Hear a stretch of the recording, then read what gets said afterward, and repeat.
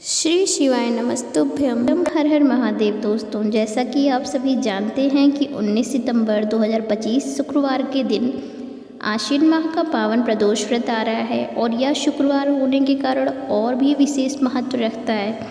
हमारे धर्मशास्त्रों में कहा गया है कि जब आश्विन माह का शुक्रवार और प्रदोष व्रत एक साथ आते हैं तो उस दिन किए गए छोटे से छोटे उपाय भी बड़े बड़े अनुष्ठानों के बराबर फल प्रदान करते हैं। गुरुजी ने भी अपने शिव महापुराण कथा में कहा है कि इस दिन विशेष रूप से तुलसी की सूखी लकड़ी का उपाय अवश्य करना चाहिए, क्योंकि ऐसा संयोग पूरे वर्ष में केवल एक ही बार आता है और इसे करने से पितृदोष, ग्रह दोष, मंगल दोष, सभी समस्याएं, बाधाएं शांत हो जाती हैं।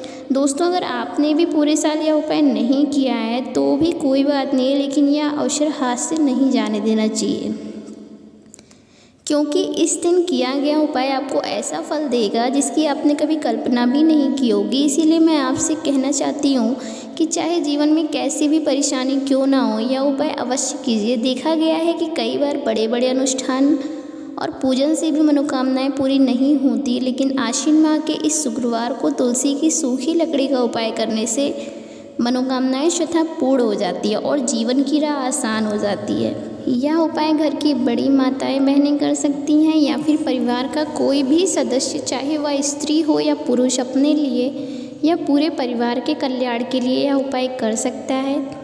इस उपाय को करने का समय भी बहुत महत्वपूर्ण है। आप चाहे तो इसे सुबह सूर्योदय से लेकर 11 बजे तक कर सकते हैं, लेकिन कोशिश करें कि दोपहर 12 बजे से पहले कर लें। अगर सुबह संभव ना हो तो प्रदोष काल यानी शाम 6 बजे से 8 बजे के बीच भी यह उपाय कर सकते हैं और इस समय इसका प्रभाव और भी अधिक होता है। तुलसी की सूखी लकड़ी के साथ ही इस दिन काले तिल का भी बहुत महत्व है, इसीलिए जब आप उपाय करें तो तिल और तुलसी दोनों को साथ जोड़ें। यह सोने पर सुहागा होगा। अब बात आती है कि उपाय करना कैसे है।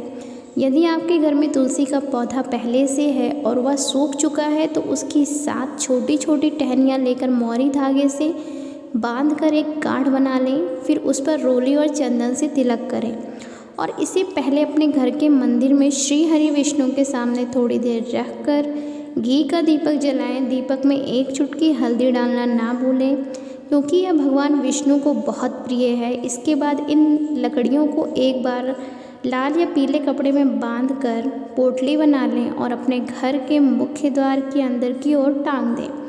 ऐसा करने से माँ लक्ष्मी का आगमन होता है और घर में धन और सौभाग्य का वास होता है। इस दौरान ओम नमो भगवते वासुदेवाय नमः मंत्र का 11 बार जाप करें और एक चौमुखी दीपक जलाकर दरवाजे पर रखें। मान्यता है कि इस उपाय से धन की वर्षा होती है और व्यक्ति महाधनी बन जाता है।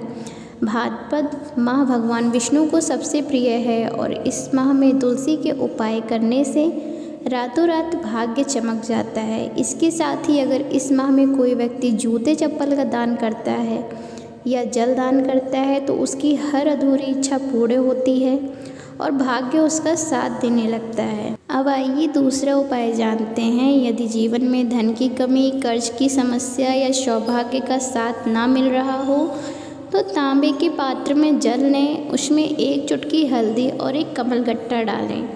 जब आप हल्दी डालें तो ओम नमो भगवते वासुदेवाय का 11 बार जाप करें और जब कमलगट्टा डालें तो ओम श्री महालक्ष्मी नमः का जाप करते हुए डालें। इसके बाद इस जल को तुलसी जी की जड़ में अर्पित करें और धन, सौभाग्य तथा कर्ज से मुक्ति की प्रार्थना करें। कमलगट्टा वही तुलसी के पास छोड़ दें।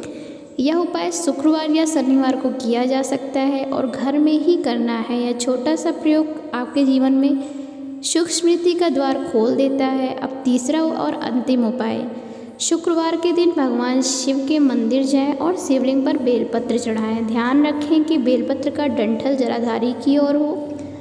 जब आप बेलपत्र अर्पित करें तो कुंदकेश्वर महादेव का स्मरण करें। इसके बाद पीले चावल के अक्षत अर्पित करें और बृहस्पतिश्वर महादेव का नाम लें, क्योंकि यह महादेव गुरु ग्रह को मजबूत करते हैं। अंत में एक लोटे से धीरे धीरे जल अर्पित करें और श्री शिवाय नमस्तुभ्यम का जाप करें। यह उपाय प्रदोष काल में करने पर और भी अधिक फल देता है और इससे जीवन का अंधकार दूर होकर किस्मत चमक उठती है। साथियों, गुरुजी द्वारा बताए गए ये तीनों उपाय बहुत ही सरल, प्रभावशाली और चमत्कारिक हैं। इनको श्रद्धा और विश्वास से करने पर निश्चित ही जीवन की सारी बाधाएं दूर होती हैं और सुख समृद्धि का वास होता है। इसीलिए मैं आप सभी से निवेदन करती हूँ कि इस अवसर को व्यर्थ ना जाने दें और इन उपायों को अवश्य करें।